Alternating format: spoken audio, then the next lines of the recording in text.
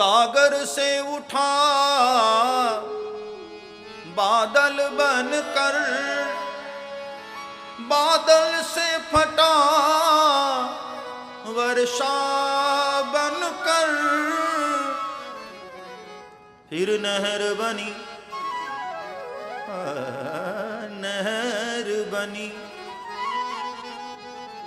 नदियां गहरी तेरे भिन्न प्रकार तू एक ही है।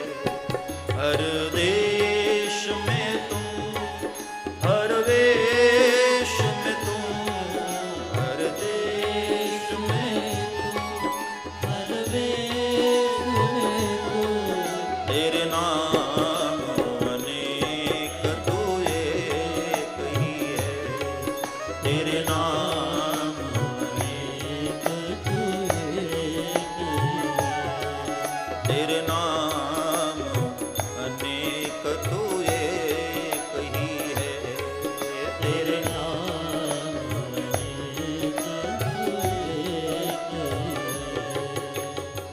एक ही परमात्मा सर्वत्र है, वही सब कुछ है। सारे जगत में जो निवास करता है उसके बिना जगत नहीं हो सकता। जगत के बिना तो वो हो सकता है, लेकिन उसके बिना जगत नहीं हो सकता है। सबका अधिष्ठान वही तो है। जग निवास प्रभु प्रगटे, जो सारे जगत में निवास करता है वह प्रगट भी हुआ। और फिर ऐसी कथा है, मैया कौशल्या ने बालक बना लिया, रोने लग गए प्रभु। सुनि शिशुरुदन परम प्रिय बानी, संभ्रम चली आई सब रानी। जैसे ही लाला बन करके रोने लगा ना, तो यहां एक शब्द बाबा तुलसी ने लिखा, संभ्रम। अभी दासियों को कन्फर्म नहीं था कि कौशल्या का ही है। भाई कौशल्या का होता तो कोई प्रसव पीड़ा, कोई पूर्व सूचना, ऐसा तो कुछ होता ना। अचानक बालक ही रोने लगा। थोड़ा भ्रम था कि कहीं ऐसा तो नहीं कि कौशल्या जी पड़ोस के किसी बच्चे को लेकर आई हैं। संभ्रम चली आई सब रानी। और एक शब्द पर गौर करो, सुनि शिशुरुदन परम प्रिय बानी। ये लाला रो रहा है, बड़ा प्रिय लग रहा है। अब ये कैसे हो सकता है? बच्चा हंसता हो तो अच्छा लगता है, रोने वाला बच्चा कहाँ अच्छा लगता है? बहुत रो रहा हो, पिता की गोद में हो तो परेशान हो जाता है पिता, और मैया को देता है, तू पकड़ इसको, बहुत रो रहा है, अच्छा नहीं लगता है। लेकिन यहां भगवान रो रहे हैं तो बाबा तुलसी ने लिखा, सुनि शिशुरुदन परम प्रिय बानी। बड़ा प्रिय लग रहा है। भाई देखो, सीधी सी बात है, जहां 40 सालों से कोई बालक रोया ही ना हो, पहली बार वहां कोई बालक रोए तो सबको बड़ा अच्छा लगता है। या तो फिर दूसरा कारण ये कि संसार का कोई बच्चा रो रहा हो तो अच्छा नहीं लगता है, लेकिन भगवान, उनकी तो हर अदा ही प्यारी है। अधरम मधुरम बदनम मधुरम नयनम मधुरम हसितम मधुरम अधरम मधुरम। भगवान की हर लीला प्यारी है। हृदयम मधुरम गमनम मधुरम,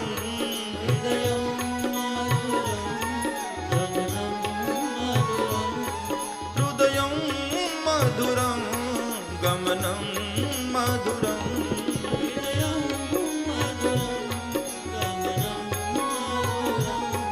मधुराधिपतेरखिलम मधुरम, मधुराधिपतेरखिलम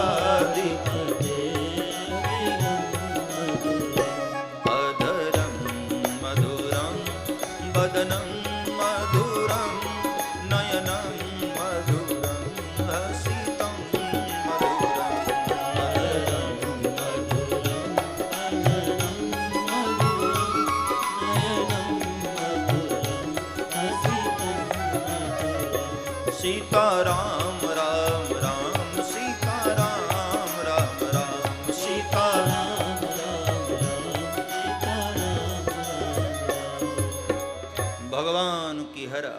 प्यारी है, हर अदा ही सुंदर है। उनका चलना, उनका बोलना, उनका बैठना, उनका देखना, उनका हंसना, हर अदा ही प्यारी। इसलिए सुनि शुश्रुदन परम प्रिय बानी। आज ठाकुर रो रहे हैं, बड़े प्यारे लग रहे हैं। और सबसे पहले कौशल्या की दासी ने जाकर महाराज को कहा, महाराज बधाई हो, आपकी बड़ी रानी ने एक लाला को जाया है। और जैसे ही महाराज ने सुना, दशरथ पुत्र जन्म सुनिकाना, मानो ब्रह्मानंद समाना। दशरथ पुत्र जन्म सुनिकाना, मानो ब्रह्मानंद समाना। महाराज को मानो ब्रह्मानंद मिल गया।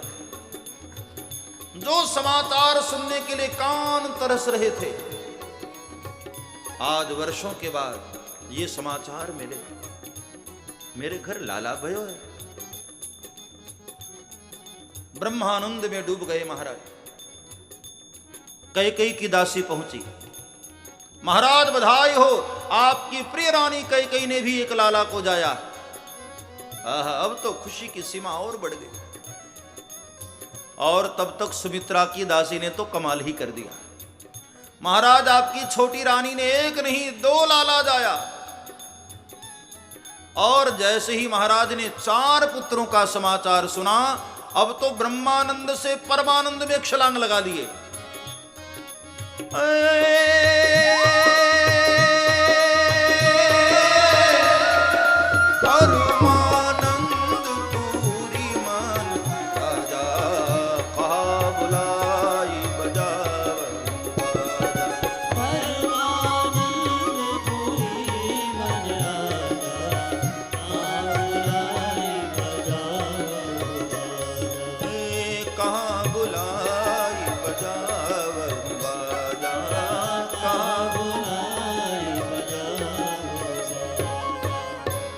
महाराज को परमानंद मिल गया। और तुरंत सभा को विसर्जित किया और कहा कि बधाइयां गाई जाएं, खुशियां मनाई जाएं। और महाराज का आदेश पाते ही पूरी अयोध्या नगरी सज गई। दीपमालाएं सजी, रंगोलियां बनाई गईं, ब्राह्मण लोग वेद ध्वनि करने लगे और अवधपुर के लोग मंगल गीत गाने लग गए। पूरी अयोध्या नगरी धन्य धन्य बनी। वशिष्ठ महाराज अपने विप्रों के साथ पधारे। लाला का जात कर्म संस्कार हुआ, गृह की शुद्धि हुई, गर्भ की शुद्धि हुई। और फिर लाला को 4 बच्चों को पालने में लिटाया गया। और सभी दर्शन करने के लिए आ रहे हैं, मैया को बधाई देते हैं, बाबा को बधाई देते हैं। और सब दर्शन करके धन्य धन्य हो रहे थे। भगवान शंकर ने पार्वती जी को कथा सुनाते हुए कहा कि देवी, उस वक्त दर्शन करने में लोग इतने खो गए कि 33 करोड़ देवता भी वेश बदल बदल कर सब अयोध्या पहुंच गए। अचानक अयोध्या में भीड़ बढ़ गई। बड़े बड़े ऋषि महात्मा लोग हिमालय की गुफाओं से निकल निकल कर, तपस्या छोड़कर अयोध्या आने लगे। और सब दर्शन करके धन्य हो रहे हैं। उस वक्त एक देवता ऐसे थे, भगवान सूर्य। जब उन्होंने दर्शन किया, उनका तो रथ ही रुक गया। मास दिवस कर दिवस सभा, मरम न जानई को। मास दिवस कर दिवस सभा, 1 महीने का 1 दिन हो गया। मरम न जानई कोई, रथ समेत रब था क्यों। अब निशा कवन विधि हो। 1 महीने का 1 दिन हो गया।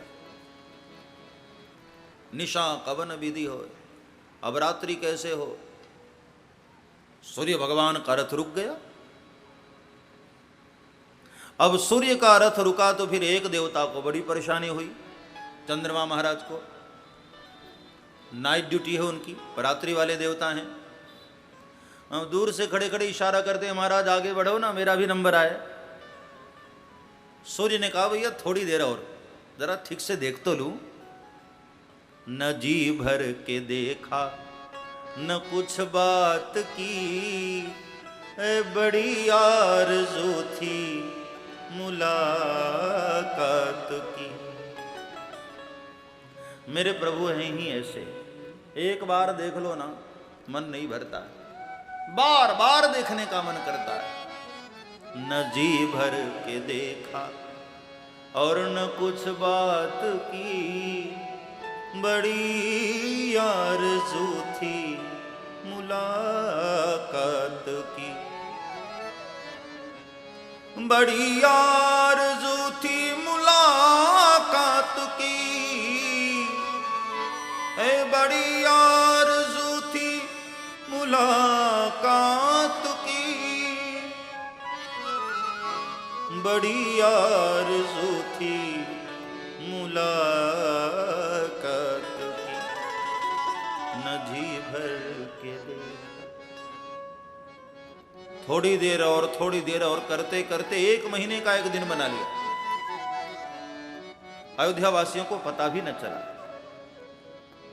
चंद्रमा ने भगवान को शिकायत की कि महाराज क्या एक मैं ही अभागा हूं क्या? सबको दर्शन हो गया आपके वाले रूप का। प्रभु ने कहा, हे चंद्रदेव, मैं कर भी क्या सकता हूं? मर्यादा पुरुषोत्तम बनकर आया हूं और उन्हीं के कुल में आया हूं। वो हमारे पूर्वज हैं ना, हम अपने पूर्वज को आदेश कैसे करें? चंद्रमा बेचारे उदास हो गए। तो महाराज इसका मतलब मुझे आपके बाल रूप का दर्शन नहीं होगा? भगवान ने कहा कि नहीं नहीं, उदास मत हो, एक प्रॉमिस करता हूं, वचन देता हूं। अब की बार आया हूं ना, दोपहर 12 बजे आया हूं, अगली बार आऊंगा रात्रि 12 बजे आऊंगा। 6 महीने की एक रात्रि बना लेना तुम। चंद्रमा ने कहा कि सरकार आप तो युगों की बातें करने लगे। हाँ, अभी जो मेरे दिल में बेचैनी है महाराज, उसके लिए क्या करूं? भगवान ने कहा कि और तो कोई कुछ नहीं कह सकता हूं। हाँ, एक आशीर्वाद और ले लो। भले ही मैं सूर्य वंश में आया हूं, लेकिन मेरे नाम के साथ तुम्हारा ही नाम जुड़ेगा। लोग मुझे रामचंद्र कहा करेंगे। चंद्रमा को थोड़ी शांति मिली। 1 महीना निकल गया, किसी को पता ही नहीं चला। यहां भगवान शंकर कैलाश पर कथा गा रहे थे। अचानक भोलेनाथ ने कहा कि देवी, अब एक मेरी भी चोरी सुनो। और एक कहूं निज चोरी, और एक कहूं निज चोरी, और एक कहूं निज चोरी।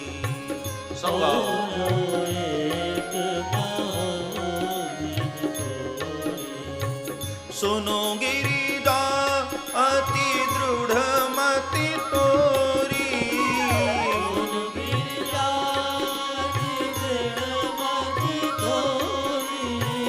सुनो गिरिदा अति दृढ़ मति तोरी,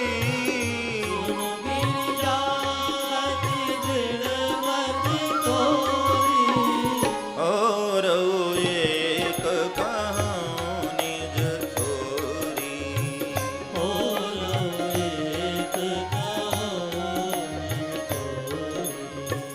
देवी जब सब अयोध्या में आए ना दर्शन करने के लिए, मैंने एक चोरी किया था तेरे से। तुझसे छुपाकर मैं भी दर्शन के लिए चला गया था। पार्वती जी ने कहा, महाराज आपने ऐसा क्यों कहा? मुझे क्यों नहीं लेकर के गए? भोलेनाथ ने कहा, देवी मैंने सोचा कि तुम वही सती हो। भगवान को एक बार रोते हुए देख लिया था तो तुम्हारे मन में इतना संदेह हो गई, ऐसी शंका हो गई कि नहीं नहीं, ये भगवान नहीं है। पत्नी की विरह में जो रो रहे हैं भगवान होंगे। मैंने सोचा अब की बार तो छोटे होंगे और ज्यादा रो रहे होंगे, तो मैंने सोचा अब की बार ये खतरा लिया ही न जाए, अकेला ही चला गया।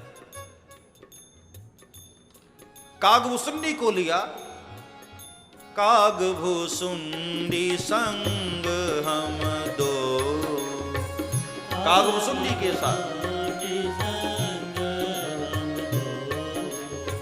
मनुज रूप जानई नहीं, ओ मनुज रूप जानई नहीं। कागभूसुंडी जी के साथ हम दोनों पहुंच गए अयोध्या दर्शन करने के लिए। अब वहां जाकर देखा कि मैया कौशल्या के द्वार से लेकर सरजू के किनारे तक लाइन लगी है, ट्रैफिक लगा हुआ है। अब किसी को बता तो सकता नहीं कि भाई मैं शंकर हूं, क्योंकि वहां तो बड़े बड़े शंकर आए हैं दर्शन करने के लिए। बड़ी मुश्किल से दरवाजे तक जाने का अवसर मिला। इतने में निकलने वालों की इतनी भीड़ थी न अंदर से, फिर से धक्के मारते मारते वहीं लाकर खड़ा कर दिया जहां से चला था। कागभूसुंडी को कहा, बेटे ऐसे तो दर्शन होने वाला है नहीं। सरजू के किनारे बैठे बैठे भोलेनाथ रोने लगे। मन ही मन कहा कि प्रभु अरे आप भी तो कुछ करिए, इतनी दूर से मैं चलकर आया, क्या मुझे दर्शन नहीं होगा? भगवान ने भी सोचा है बाबा न बिल्कुल भोला ही है, अब इसको पता नहीं मैं करूं क्या, बच्चा हूं पालने में हूं। तब भगवान को ध्यान है, अच्छा अच्छा भोलेनाथ रो रहे हैं, मैं भी रोता हूं। गीता में भगवान कहते हैं ना, ये यथामाम प्रपद्यन्ते तांस तथैव भजाम्य हम, जो मुझे जिस प्रकार भजता है मैं भी उसको उसी प्रकार भजता हूं। जो मेरे लिए हंसता है मैं भी हंसता हूं, मेरे लिए रोता है मैं भी उसके लिए रोता हूं। यहां भोलेनाथ सरजू के तीर पर रो रहे हैं और महामहल में प्रभु रोने लग गए, और ऐसे फुट फुट करके रोने लग गए। कौशल्या मैया घबराई, गोद में उठाई, चुप कराना चाहिए, लेकिन काहे को चुप हो, रोए जा रहे, ऐसे दहाड़े मार मार करके रो रहे हैं। दशरथ जी भी घबराए, कहीं वैद्य आए चेक करने के लिए, लेकिन पता ही न चला रोग का। भाई रोग हो तब तो पता चले, नाटक की दवा थोड़ी होती है। नाटक करने में तो है ही प्रभु, ऐसी लीला कर रहे हैं, ऐसी नाटक कर रहे हैं प्रभु। दुनिया के हर वैद्य फेल हो गए, तब माताओं ने अपना दिमाग लगाया। कौशल्या की दासियों ने कहा, मैया मैं बताऊं, मुझे लगता है लोग सुबह से आंखें फाड़ फाड़ के देख रहे हैं ना, किसी ने नजर लगा दी। बस कौशल्या के मन में भी बात बैठ गई, हाँ हाँ बहन तुमने ठीक कहा, नजर ही लगी है लाला को। देखना कोई महात्मा बाहर मिल जाए तो ले आना, हमारे लाला की नजर तो उतर जाए। मन ही मन भगवान हंसे कि चलो पहले से ही भूतनाथ आकर बैठा है सरजू के तीर पर, और वहां गुरु चेले दोनों धुनी रमाए बैठे हैं। जब ये कौशल्या की दासी वहां पहुंची, भोलेनाथ समझ गए कि बस अंदर कोई नाटक शुरू हो गया है। कागभूसुंडी को कहा, बेटे वो देख सामने जो आ रही है ना, वो कौशल्या की दासी, लगता है भीतर कोई नाटक शुरू कर दिया है उसने। दासी सीधे चलती हुई बाबा जी के पास आई, भोलेनाथ के पास। महाराज पाए लागूं। अच्छा बताइए महाराज, कोई बच्चे को नजर वजर लगी हो तो आप लोगों को उतारना आता है क्या? भोलेनाथ ने कहा कि बता, मेरा नाम ही भूतनाथ है, किसको नजर लगी? कहा महाराज चलो, कौशल्या की लाला को नजर लग गई। कागभूसुंडी का हाथ पकड़ा, बेटे चल लग गया नंबर, अब कोई रोकने वाला नहीं। दरवाजे पर आए। कौशल्या मैया ने कहा कि बाबा आप नजर उतार तो दोगे ना? भोलेनाथ ने कहा एक बार सामने तो लेकर आ, फिर देखता हूं कहां की नजर लगी है उसे। डरते डरते कौशल्या मैया अपने लाला को लेकर के बाहर आई, और जैसे ही भगवान की नजर भोलेनाथ पर पड़ी और भोलेनाथ की नजर भगवान पर पड़ी, एकदम खिलखिलाकर भगवान हंसने लगे, मुस्कुराने लगे। मैया ने सोचा है तो चमत्कारी। एक बार देखा और लाला हंसने लगा। भोलेनाथ ने कहा मैया अभी मैंने केवल देखा है, कोई मंत्र नहीं किया है। एक बार ला मेरी गोद में दे दे, ऐसा मंत्र मारूंगा जीवन भर तेरे लाला को नजर लगेगी ही नहीं। अच्छा बाबा लीजिए, आपका ही तो लाला। बड़े प्रेम से गोद में लिया और गोद में लेते ही तो भोलेनाथ भावाश्रु बहने लगे उनकी आंख से। अपने इष्टदेव को अपनी गोद में पाया, बड़े आनंदित हुए। बाद में कहा मैया तू बहुत किस्मत वाली,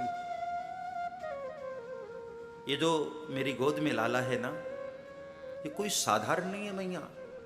साक्षात इतना ही कहा था, इतने में भगवान ने आग दिखा दी। बाबा गड़बड़ मत करो, इसलिए थोड़ी बुलाया था तुमको यहां। मैया अभी कम से कम लाला मानती हैं, 2-4 बार दूध तो पिलाती है।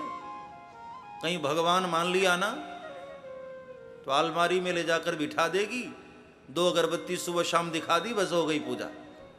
नहीं नहीं मुझे भगवान नहीं बनना है। भोलेनाथ ने कहा मैया ये साक्षात परमात्मा जैसा है तेरा बेटा। प्रभु ने कहा ये ठीक है, गोद में दिया। कौशल्या मैया ने कहा अच्छा एक बात बताओ, आपको हस्तरेखा भी तो देखनी आती होगी ना। भोलेनाथ ने कहा कि हाँ हाँ मैं ज्योतिषी भी हूं, मेरे लाला की हस्तरेखा देखो ना, क्या लिखा है उसके भाग्य में। भोलेनाथ ने कहा मैया तेरा लाला बहुत अच्छा है, लेकिन एक प्रॉब्लम है, ये जैसे ही थोड़ा बड़ा होगा ना, जंगल से एक बाबा जी आएंगे और तेरे बेटे को लेकर के चले जाएंगे। कौशल्या ने कहा बाबा दक्षिणा कम पड़ रही है क्या, और बढ़ाऊं? ऐसा गड़बड़ तो मत बोलो। अरे नहीं नहीं मैया, वो महात्मा जी लेकर के जाएंगे तो जरूर, लेकिन बाद में एक सुंदर कन्या से विवाह करके बहू समेत तुझे लौटा करके जाएंगे। तब कौशल्या मैया खुश हो गई। हाँ तो ऐसा कहो ना, शादी के लिए लेकर के जाए तो मैं आज भी देने को तैयार हूं। हर माताएं चाहती है बेटा जल्दी से बड़ा हो जाए, घर में बहू आ जाए, वो बाद में बहू आकर उसी को झाड़ू मार के निकाल दे बाहर, लेकिन बाकी चाहती सभी हैं जल्दी से बहू आ जाए। अच्छा बाबा एक बात बताओ, मेरा लाला बड़ा है रघुवंश में, ये राजा बनेगा कि नहीं? भोलेनाथ ने सोचा राजा तो बनेंगे, लेकिन उसके पहले 14 वर्ष इनको बन जाना पड़ेगा। और ये बात मैया को मैं अभी से बता दूं, अभी से रोने लग जाएगी, दुखी हो जाएगी। नहीं नहीं मुझे ऐसा कुछ नहीं बताना है। इसलिए भोलेनाथ ने बहाना कर दिया मैया वो बात ऐसी है, अभी तेरा लाला छोटा है, हाथ की सारी रेखाएं ठीक से जमी नहीं है। एक काम करता हूं मैया, अगली बार आऊंगा, थोड़ा बड़ा हो जाएगा, तब सारी बातें बताकर जाऊंगा मैया। मैया ने कहा कि अच्छा तो ठीक है बाबा, एक काम करो अपना एड्रेस मुझे दे करके जाओ। कागभूषुंडी ने कहा कि अब पकड़े गए बाबा, यदि कैलाश का एड्रेस दे दिया अभी पकड़े जाएंगे कि साक्षात भोलेनाथ है। लेकिन भोलेनाथ तो भोलेनाथ। कहा मैया हम साधुओं का क्या एड्रेस, साधुओं की कोई फिक्स ड्रेस ही नहीं होती, तो एड्रेस कहां से होगा? हम तो चलते फिरते फक्कड़ महात्मा है मैया, नदी की धारा की तरह बहते रहते हैं, कभी यहां कभी वहां कभी वहां। हां तुझे जब आवश्यकता होगी मन में मेरा ध्यान करना, मैं तेरे नगर में उपस्थित हो जाऊंगा। और ऐसा कह करके भोलेनाथ मैया को प्रणाम करते हैं, परिक्रमा करते हैं, और फिर भोलेनाथ वहां से प्रस्थान किए। भोलेनाथ तो चले आए, कागभूषुंडी जी 5 वर्ष तक वहां रुके। लड़िकाई जह जह फिरही तह तह संग उड़ा, जूठन परही अजीर महा, सो उठाई कर खाओ। कागभूषुंडी जी कौवे के वेश में अयोध्या में रुके रह गए। भगवान जब कुछ खाते हैं और उनके हाथ से जूठन गिर जाता है तो कागभूषुंडी जी उसको उठा उठा करके प्रसाद ग्रहण करते हैं। और कभी कभी तो भगवान के हाथ से छीन कर भाग जाते हैं और प्रभु भी पीछे पड़ जाते हैं, मैया मुझे वही वाली रोटी खानी है जो कौवा लेकर भागा। ऐसे लीलाओं का आनंद लेते हुए धीरे धीरे धीरे धीरे समय बीता। भगवान थोड़े और बड़े हो गए, 10 दिन के हो गए। तब दशरथ जी ने बुलावा भेजा महाराज वशिष्ठ को नामकरण के लिए। नामकरण कर अवसर जानी, नामकरण कर अवसर जानी। भूप बोली पठ ये मुनि ज्ञानी, भूप बोली पठ ये मुनि ज्ञानी। नामकरण कर अवसर जानी, नामकरण कर अवसर जानी। नामकरण का अवसर जान कर दशरथ जी वशिष्ठ जी को बुलवाए। अब देखो इतने विद्वान तो खुद थे महाराज, नामकरण तो खुद भी कर सकते थे ना, लेकिन नहीं। बच्चे के नामकरण के लिए जिसका कार्य है उसी से करवाओ, नामकरण खुद मत करो। अब मैं देखता हूं समाज में लोग अपने बच्चे का नाम खुद ही रख लेते हैं और ऐसे नाम रख लेते हैं ना बड़ा उल्टा पुल्टा। डबलू, बबलू, पिंकी, रिंकी, टिंकी, मिंकी, ऐसे नाम होते हैं आजकल। उस नामों का कोई अर्थ ही नहीं होता। अरे नाम ऐसा रखो हर उम्र में तो जमे, जिस नाम के पीछे कोई अर्थ हो, किसी महापुरुष का नाम हो, भगवत विषय का नाम हो। आपने नाम सुना होगा अजामिल भक्त का। अजामिल पहले बड़ा दुष्ट था, लेकिन उसने एक काम बढ़िया किया था। अपने छोटे वाले बेटे का नाम उसने नारायण रख दिया। जब यमदूत लेने आए उसने तो अपने बच्चे को ही बुलाया कि नारायण रक्षमा, मेरी रक्षा करो पुत्र। तो स्वयं नारायण ने अपने पार्षद भेज दिए थे कि जाओ मेरा भक्त मुझे बुला रहा है, उसको लेकर आओ। अपने बेटे का नाम लिया लेकिन नारायण रखा था नाम, और वही डब्बू नाम होता तो। आजकल ऐसे ही तो नाम होते हैं कि मरने वाला ले ले तो बेचारा स्वर्ग जाने वाला भी नरक चला जाए। अरे नाम कम से कम अच्छा रखो, हर उम्र में जमे। आजकल के नाम देखो ज्यादातर ऐसे होते हैं, बचपन में तो अच्छे लगते हैं लेकिन बुढ़ापे में नहीं अच्छे लगेंगे।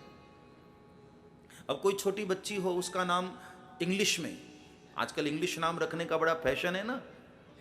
अब छोटी बच्ची का नाम रख दे स्वीटी, तो बचपन में तो अच्छी लगेगी स्वीटी, सब लोग उसको बुलाएं।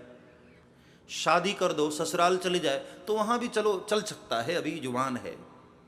लेकिन आप कल्पना करो बूढ़ी हो जाए वो, घर में बहुएं आ जाएं, मुंह में एक भी दांत न बचे, हाँ, बाल सफेद हो गए हों, चेहरे पर झुर्रियां आ गई हों, तब कोई छोटा बच्चा कहे स्वीटी। अरे पूरा मकान शर्मिंदा हो जाएगा, मुंह में दांत नहीं और स्वीटी। हर उम्र में नाम जमे ऐसा तो नाम हो, हाँ। इसलिए नाम सोच समझ करके रखो। किसी महात्मा के द्वारा नामकरण करवाओ, किसी विद्वान ब्राह्मण के द्वारा, आचार्य के द्वारा। यथा नामो तथा गुण। भगवान कृष्ण का भी नामकरण किया गर्गाचार्य महाराज ने। भगवान राम के नामकरण के लिए बुलाया गया अपने कुल के आचार्य, कुल के गुरु महाराज वशिष्ठ को। दरेउ नाम गुरु हृदय विचारी धरेउ नाम गुरु हृदय विचारी धरेउ नाम गुरु हृदय विचारी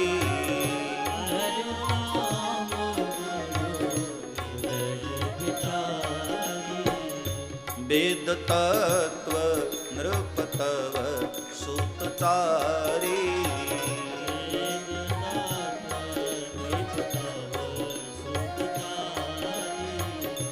जो आनंद सिंधु सुख राशि जो आनंद सिंधु सुख राशि जो आनंद सिंधु सुख राशि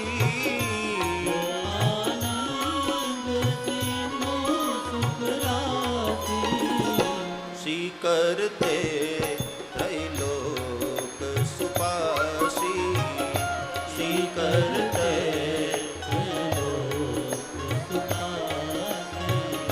सी करते त्रैलोक सुपासी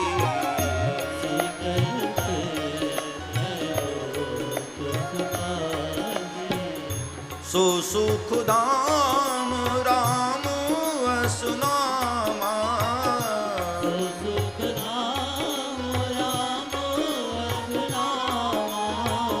अखिल लोक दायक विश्रामा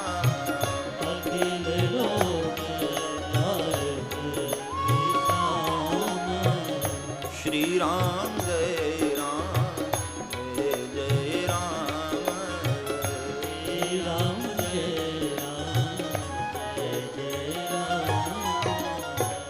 बहुत प्यारा नाम रखा। हे राजन, वैसे तो इनका नामकरण में क्या करूं, इनके नाम अनेक अनूपा। पहले से ही ऋषियों ने इनके बहुत सारे नाम रखे। उन नामों में जो सबसे प्रिय नाम है मैं आपको बता दे रहा हूं। राम रामेति रामेति रमे रामे मनोरमे सहस्रनाम तत्तुल्यं राम नाम वरानने। जो आनंद के सागर हैं, सुख के राशि हैं और जिनका नाम सुनने मात्र से बड़े बड़े ऋषियों को भी परम विश्राम की उपलब्धि होती है, ऐसे लाला का नाम मैं राम रखता हूं। और वहां घर के लोगों ने जय जयकार किया, बोलिए श्री रामचंद्र भगवान की। कितना प्यारा नाम रखा, राम। राम सकल नामन ते अधिका। सभी नामों में जो प्रिय नाम है, प्यारा नाम है, वो है राम। क्रमशः जो विश्व का भरण करे, पोषण करे, ऐसे लाला का नाम भरत। सभी लक्षणों से जो संपन्न हैं, राम के बड़े प्रिय हैं, ऐसे लाला का नाम लक्ष्मण। और जिनका नाम सुन करके बड़े बड़े शत्रु भी दहल जाएं, कांप जाएं, ऐसे लाला का नाम रिपुसूदन मतलब शत्रुघ्न। चारों भाइयों का नामकरण किया और अब धीरे धीरे धीरे बड़े होने लगे प्रभु। बाल चरित हरि बहु विधि कीन्हा, अति आनंद दासन कहूँ दीना। बाल चरित हरि बहु विधि कीन्हा, अति आनंद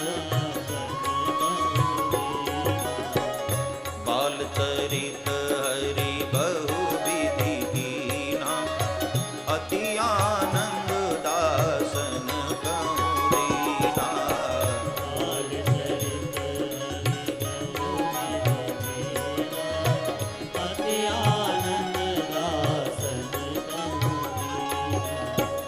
बाल चरित हरि बहु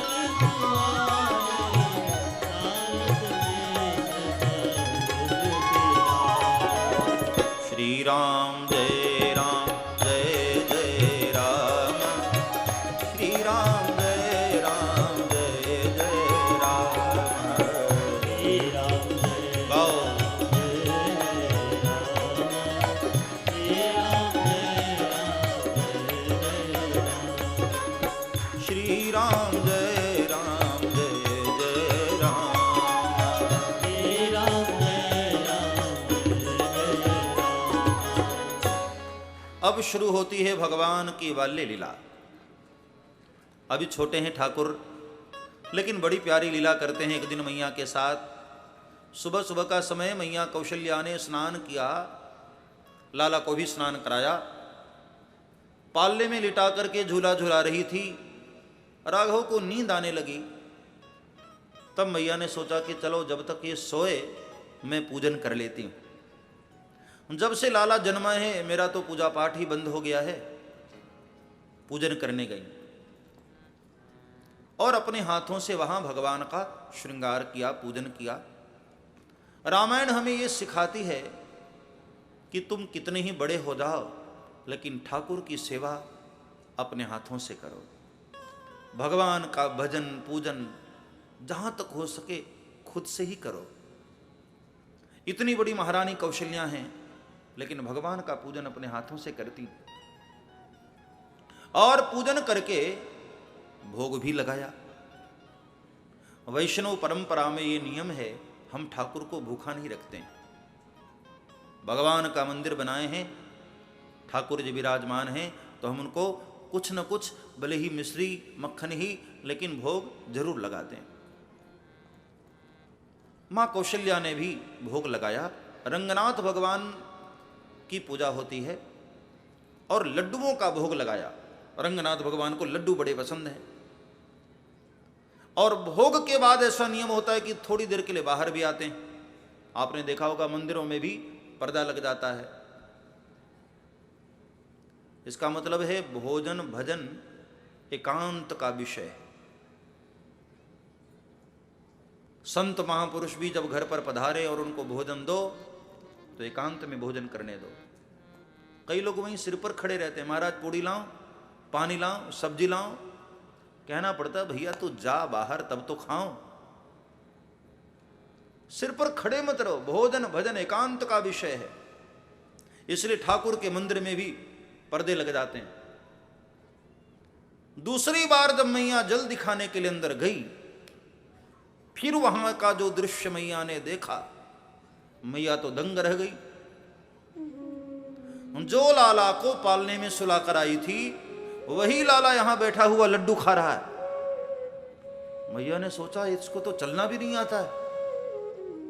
दौड़कर पालने के पास गई, वहां जाकर देखा तो आराम से सो रहे हैं प्रभु। मैया ने सोचा ये तो इधर सो रहा है। फिर दौड़ करके मंदिर के अंदर गई, वहां लड्डू खा रहे। बार बार कभी पालने के पास जाती, कभी मंदिर में आती है, वही लाला सेम यहां भी और वहां भी। यहाँ वहां दुई बालक देखा, दो बालक मैया ने देखा। यहाँ वहां दुई बालक देखा,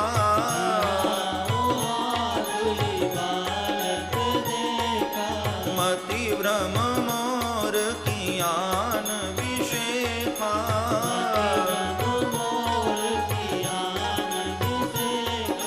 मति भ्रम मोर कियान विशेखा।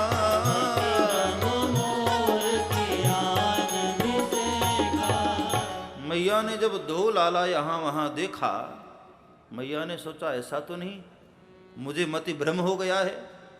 और तब तक तो भगवान ने और विराट रूप मैया को दिखाया। दिखरावा मात ही निज अद्भुत रूप खंड। भगवान ने अचानक विराट रूप बना लिया। हरि ओम सहस्र शीर्षा पुरुष सहस्राक्ष सहस्रपात सभूमि गुं सर्वत स्मृत्वात्यतिष्ठ दशांगुलम उरुखये वेद गुं सर्वं जद्भूतं जच्च भाव्यम उतामृतत्वशेषानो जदन्नेनातिरोहति। ऐसा विराट रूप, हजारों नेत्र, हजारों भुजाएं, हजारों मुख भगवान के। और मां ने ऊपर से नीचे तक देखा। मैया को चक्कर आने लगा, बैठ गई मैया। लेकिन तब प्रभु ने वैष्णवी माया का प्रयोग करके मैया ने जो भी कुछ देखा था सब भुला दिया। ये बीच बीच में ऐसी लीला करके मैया को दिखा भी रहे हैं कि मैया मैं केवल तेरा पुत्र नहीं, जगत पिता भी हूं। समय बीता और बड़े हुए प्रभु। पता है भगवान के मुख में अब 2 दांत आ गए, आगे वाले 2 दांत। जब कभी खिलखिलाकर प्रभु हंसते हैं ना, बड़े सुंदर लगते हैं, मोतियों जैसे 2 दांत चमकते हैं। दुई दुई दसन अधर अरुणारे, दुई दुई दसन, आगे वाले 2 दांत अधर अरुणारे, नासा तिलक को बर नहीं पारे, दुई दुई दसन अधर अरुणारे, नासा तिलक को बर नहीं पारे। और एक दिन मैया ने भगवान को बड़ा प्यारा कपड़ा पहनाया, पीत झगुलिया तनु पहिराई, जानी पानी बिचरनी मोहि भाई, पीत झगुलिया तनु पहिराई, जान पानी बिचरनी मोहि भाई। बाल चरित हरि बहु विधि कीना, दियानंद दासन कहु दीना, बाल चरित हरि बहु विधि कीना, अज्ञानंद दासन कहु दीना। श्री राम जय राम जय जय राम, श्री राम जय राम जय जय राम, श्री राम जय राम जय जय राम, श्री राम जय राम जय जय राम। भगवान थोड़े बड़े हुए, मुख में 2 दांत आए और अब प्रभु घुटनों के बगल चलना सीख गए। एक दिन सुबह सुबह मैया ने लाला को स्नान कराया, पीताम्बरी पहनाई, कमर में करधनी पहनाई, गले में मोतियों की माला पहनाई, सुंदर छोटा सा मुकुट पहनाया, हाथों में कंगन पहनाया, पग में पैजनी पहनाई और कानों में कुंडल पहनाया, आंखों में कजरा लगाया। बड़े सुंदर लग रहे प्रभु। और मैया को लगा कि लाला को नजर न लगे, इसलिए काला टीका भी लगा दिया। ये माताओं का पुराण तो दुनिया से अलग होता है भाई। बच्चा कैसा भी हो, माताओं को लगता है नजर लग जाएगी। और मैंने लंदन में जाकर देखा, अंग्रेजों के बच्चों को कभी नजर नहीं लगती। बड़े गोरे गोरे होते हैं वो, प्यारे प्यारे से। लेकिन भारत में ना, काला भी हो तब भी नजर तो लगी जाती है भाई। कैसा भी गंदा संदा बच्चा हो, नजर लग जाती है। और फिर नजर उतारने के बहुत सारे तरीके भी तो होते हैं। कहीं कहीं तो मिर्च का धुआं दिखाते हैं, और मिर्च के धुएं से भूत भी भाग खड़ा हो बेचारा, नजर की कौन छोड़े।